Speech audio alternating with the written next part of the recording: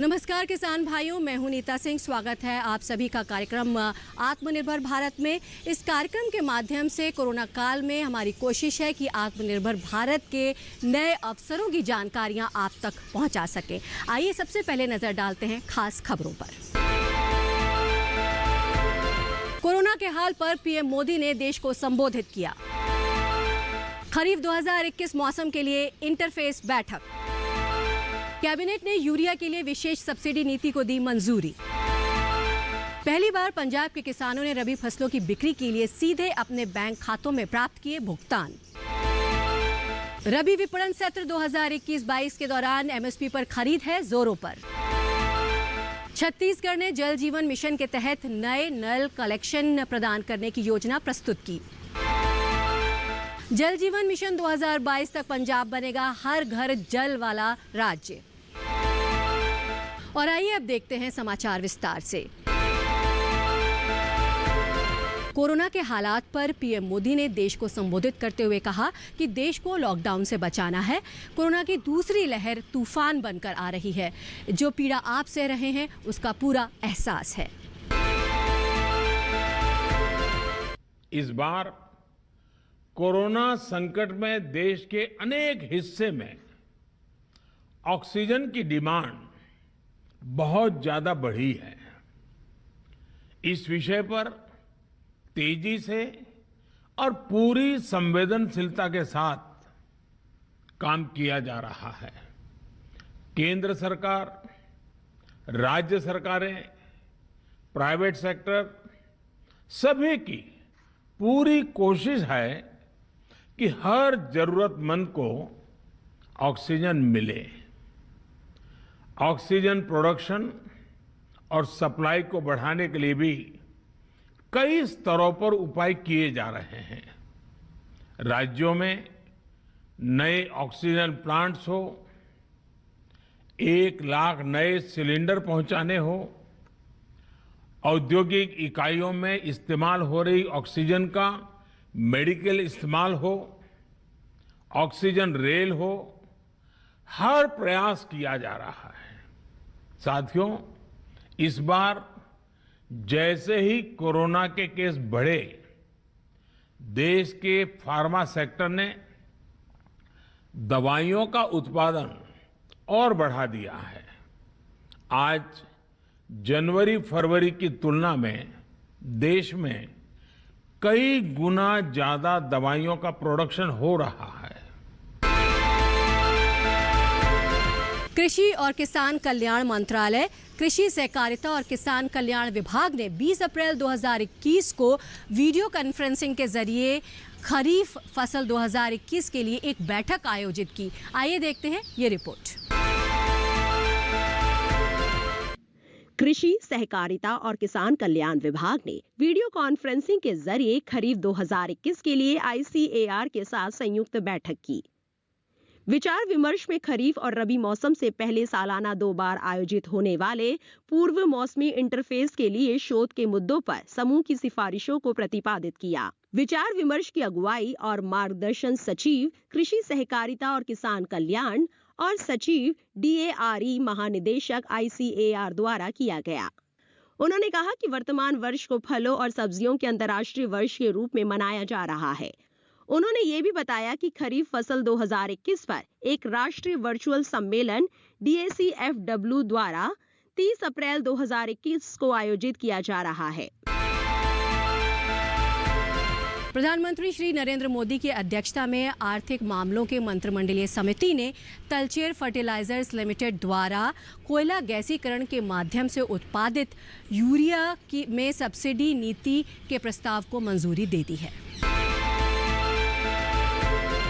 कोयला गैसीकरण के माध्यम से उत्पादित यूरिया के लिए विशेष सब्सिडी नीति देश की सामरिक ऊर्जा सुरक्षा और यूरिया आत्मनिर्भरता को ध्यान में रखते हुए और देश के विशाल कोयला भंडार को देखते हुए कोयला गैसीकरण तकनीक पर आधारित तलचेर फर्टिलाइजर लिमिटेड संयंत्र के कार्य को आगे बढ़ाने का निर्णय लिया गया है।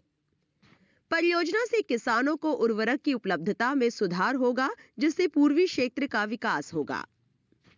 देश के पूर्वी हिस्से में यूरिया की आपूर्ति के लिए परिवहन सब्सिडी की बचत होगी। इससे यूरिया के आयात को कम करके प्रति वर्ष 12.7 LMT की दर से विदेशी मुद्रा की बचत भी होगी। इस परियोजना से मेक इन इंडिया पहल और आत्मनिर्भर अभियान को भी बढ़ावा मिलेगा। साथ ही बुनियादी ढांचे जैसे सड़क व रेल आदि के विकास में सहायता मिलेगी। इस साल सार्वजनिक खरीद के इतिहास में एक नया अध्याय जुड़ गया है। पंजाब के किसानों ने रबी फसलों की बिक्री के लिए सीधे अपने बैंक खातों में भुगतान प्राप्त करना शुरू कर दिया है। देखते हैं ये रिपोर्ट।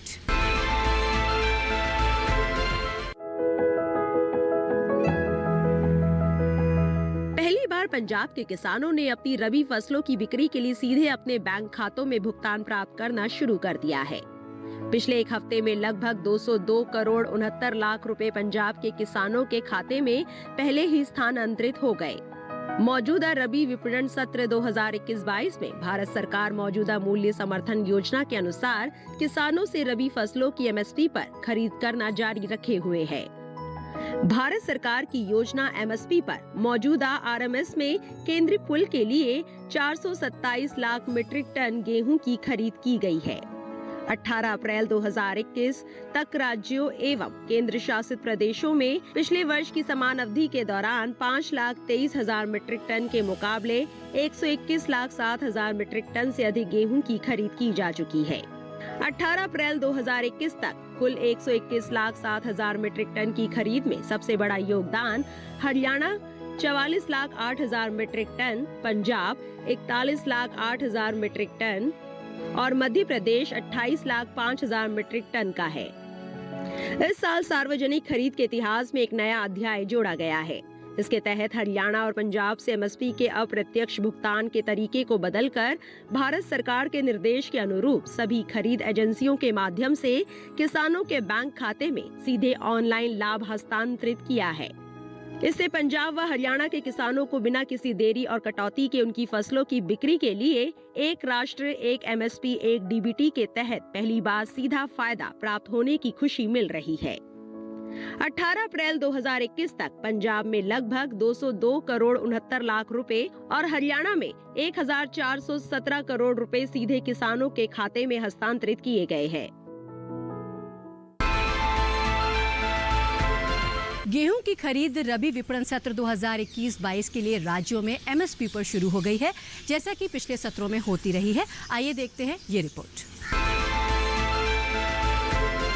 गेहूं की खरीद हाल ही में रबी विपणन सत्र RMS 2021-22 के लिए न्यूनतम समर्थन मूल्य पर पंजाब, हरियाणा, उत्तर प्रदेश, मध्य प्रदेश, राजस्थान, उत्तराखंड, चंडीगढ़, हिमाचल प्रदेश, दिल्ली तथा गुजरात जैसे राज्यों में शुरू हुई है, जैसे कि पिछले सत्रों में होती रही है। अब तक 24,037 करोड़ 56 लाख रुपए के MSP मूल्य पर 121,71,000 मीट्रिक टन से अधिक गेहूं की खरीद की गई है। इस खरीद से 11,59,816 किसान लाभान्वित हुए हैं। वर्तमान खरीद 2020-21 में धान की खरीद इसकी बिक्री वाले राज्यों में सुचारू रूप से चल रही है। 18 अप्रैल 2021 तक 704,35,000 मीट्रिक टन से अधिक धान क्रय किया जा चुका है। खरीफ विपणन सत्र 2020-21 एवं रबी विपणन सत्र 2021 के लिए मूल्य समर्थन योजना के तहत 107,08,000 मीट्रिक टन दलहन और तिलहन की खरीद को भी मंजूरी प्रदान की गई है। खरीफ 2020-21 और रबी 2021 के तहत 18 अप्रैल 2021 तक सरकार द्वारा अपनी नोडल एजेंसियों के माध्यम से 5,74,125.54 मीट्रिक टन मूंग, उड़द, तुअर, चना, मसूर, मूंगफली की फली, सरसों के बीज और सोयाबीन की खरीद MSP मूल्यों पर की गई है। इस खरीद से तमिलनाडु, कर्नाटक, आंध्र प्रदेश, मध्य प्रदेश, महाराष्ट्र, गुजरात, उत्तर प्रदेश, तेलंगाना, हरियाणा और राजस्थान के 3,65,065 किसानों को 3,016 करोड़ 53 लाख रुपए की आय हुई है। इसी तरह से 5,089 मीट्रिक टन खोपरा की खरीद कर्नाटक और तमिलनाडु राज्यों से की गई है। इस दौरान 3,961 किसानों को लाभान्वित करते हुए 18 अप्रैल 2021 तक न्यूनतम समर्थन मूल्य पर 52 करोड़ 40 लाख रुपए की अदायगी की गई है। 18 अप्रैल 2021 तक 18,86,498 किसानों से 26,719 करोड़ 51 लाख रुपए के एमएसपी मूल्य पर कपास की 91,89,311 गांठों की खरीद की जा चुकी है। और फिलहाल वक्त है एक ब्रेक का। ब्रेक के बाद जल्द हाजिर होते हैं कुछ और खबरों के साथ।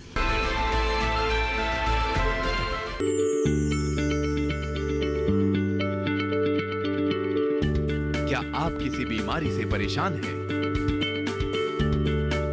चाहते हैं डॉक्टर की सलाह?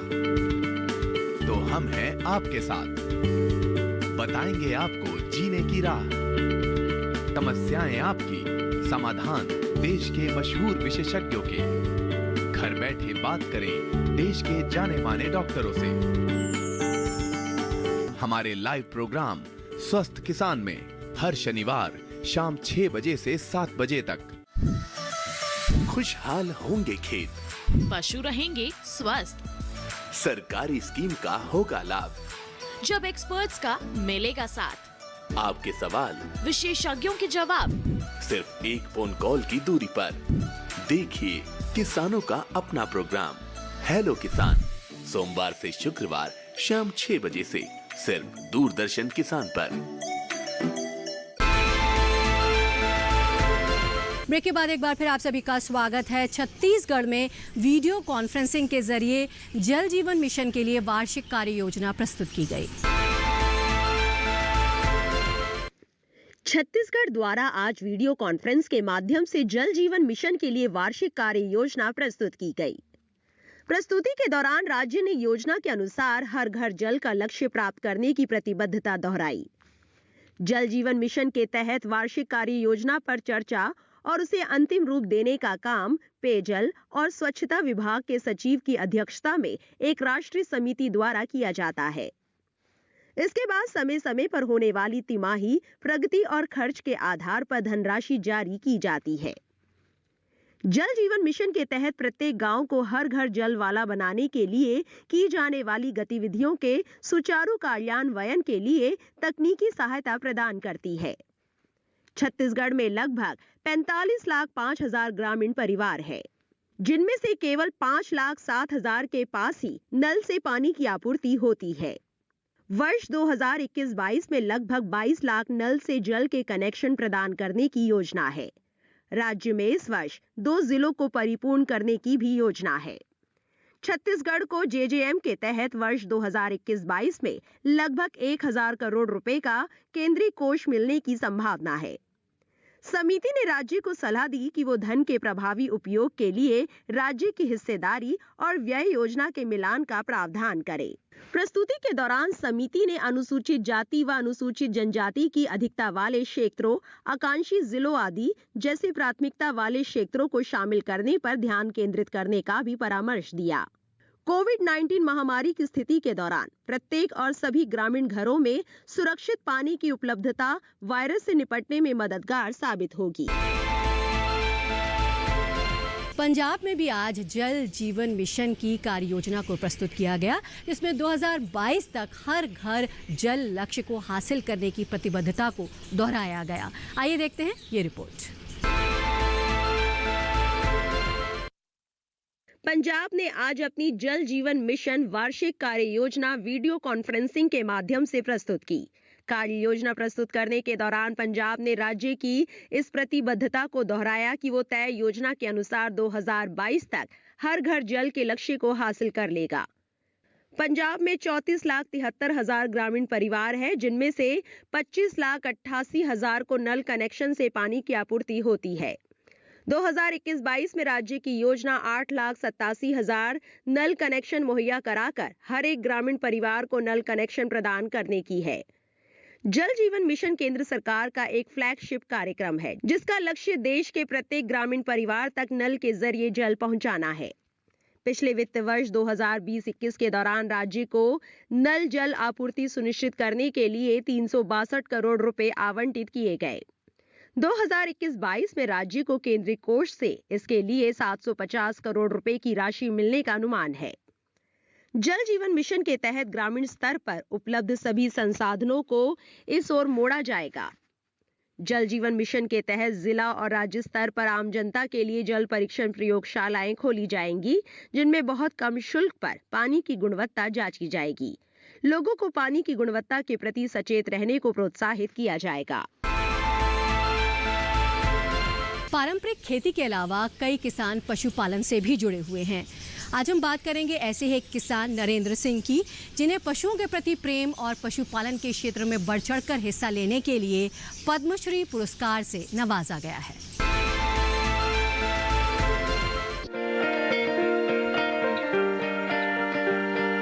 पानीपत जिले के गांव डिडवाड़ी निवासी नरेंद्र सिंह द्वारा मुर्रा व साहिवाल नस्ल को संरक्षित करने पर भारत सरकार द्वारा उन्हें पद्मश्री अवार्ड से नवाजा जा रहा है।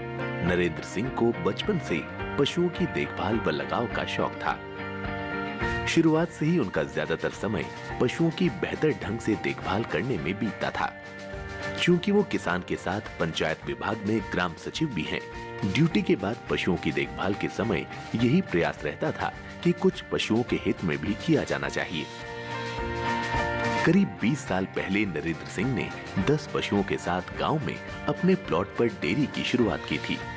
अब भैंस, झोटे व सांड समेत आज उनकी डेयरी फार्म पर करीब 150 पशु हैं। नरेंद्र सिंह को वर्ष 2013 व वर्ष 2015 में राष्ट्रीय अवार्ड, 2017 में गोपाल रतन अवार्ड व वर्ष 2018 में मुर्रा रतन अवार्ड से भी नवाजा जा चुका है। नरेंद्र सिंह के फार्म की खास बात यह है कि मुर्रा नस्ल की सुंदरता को देखने के लिए विदेशी भी यहाँ आते हैं। तभी तो कोलंबिया के राजकुमार समेत इनकी डेयरी का कई देशों के प्रतिनिधि दौरा कर चुके हैं। इनकी मुर्रा नस्ल की भैंस प्रतियोगिताओं में चैंपियन रह चुकी है। वहीं छोटा शहंशाह दूसरे स्थान पर रहा। इन्हें खरीदने विदेशों से भी लोग आ चुके हैं। हालांकि इन पशुओं का दाम बढ़ चढ़ कर लगाया जा रहा है, पर फिलहाल इन्होंने इन्हें बेचने से मना कर दिया है। मुर्रा नस्ल का झोटा घोलू, प्रिंस व शहंशाह समेत भैंसों की ख्याति देश भर के अलावा विदेशों में छाने के बाद करीब 5 वर्ष पहले उनकी डेयरी पर कोलंबिया के राजकुमार समेत कई देशों के प्रतिनिधियों ने विजिट कर पशुपालन की तकनीक को नजदीक से जाना था। उनकी डेयरी के हरियाणा साहिवाल सांड, नंदी व मुर्रा नस्ल की भैंस प्रतियोगिताओं में प्रथम रहकर चैंपियन बनी व छोटा शहंशाह दूसरे स्थान पर रहा है। पशुपालन सदा से फायदे का सौदा रहा है। अगर किसान नई तकनीकों और सूझबूझ से करें तो इस क्षेत्र में अच्छा लाभ कमाया जा सकता है। साथ ही अपनी आय भी दोगुनी करने में सफलता हासिल कर सकता है। पशुपालक नरेंद्र सिंह का मानना है कि पशुपालन व्यवसाय को अगर बदलते समय की तकनीक के साथ अपडेट कर दिया जाए तो पशुपालन कभी भी घाटे का सौदा साबित नहीं हो सकता।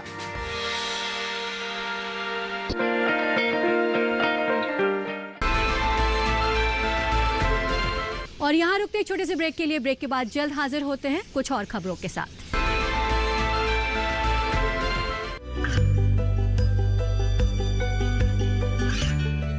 गांवों और पिछड़े क्षेत्रों में सरकारी योजनाओं की जानकारी पहुंचा।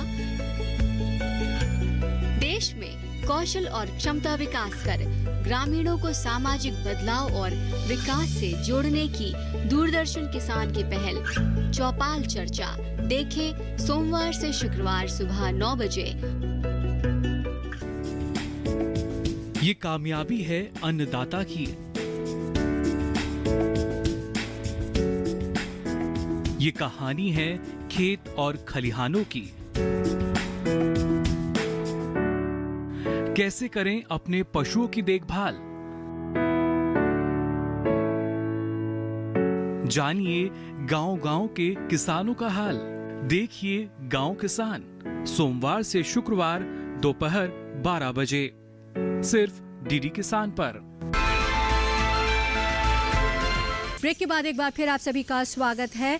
प्रधानमंत्री श्री नरेंद्र मोदी ने वीडियो कॉन्फ्रेंसिंग के जरिए देश भर के वैक्सीन निर्माताओं से बातचीत की। आइए देखते हैं ये रिपोर्ट। प्रधानमंत्री नरेंद्र मोदी ने वीडियो कॉन्फ्रेंसिंग के जरिए देश भर के वैक्सीन निर्माताओं से बातचीत की। प्रधानमंत्री ने इन टीका निर्माताओं की उपलब्धियों और उनकी व्यावसायिक कुशलता के लिए सराहना की। देश के वैक्सीन निर्माताओं की क्षमता पर विश्वास करते हुए पीएम मोदी ने कहा सरकार ने अब 1 मई से प्रत्येक वयस्क के लिए टीकाकरण कार्यक्रम की अनुमति दी है। उन्होंने टीका निर्माताओं से देश के लोगों को कम से कम समय में टीकाकरण करने के लिए उत्पादन क्षमता को लगातार बढ़ाने का आग्रह किया। पीएम मोदी ने रिकॉर्ड समय में टीकों के विकास और निर्माण के लिए टीका निर्माताओं को श्रेय दिया। पीएम मोदी ने कहा कि भारत में दुनिया का सबसे बड़ा टीकाकरण कार्यक्रम चल रहा है। वैक्सीन निर्माताओं ने 18 वर्ष की आयु से ऊपर के सभी लोगों के लिए टीकाकरण की अनुमति देने के सरकार के फैसले के लिए और अधिक प्रोत्साहन और लचीलापन प्रदान करने वाले विभिन्न कदम उठाने के लिए प्रधानमंत्री को धन्यवाद दिया। आज के आत्मनिर्भर भारत कार्यक्रम में बस इतना ही। उम्मीद करते हैं कार्यक्रम आपको पसंद आया होगा। दीजिए इजाजत, नमस्कार।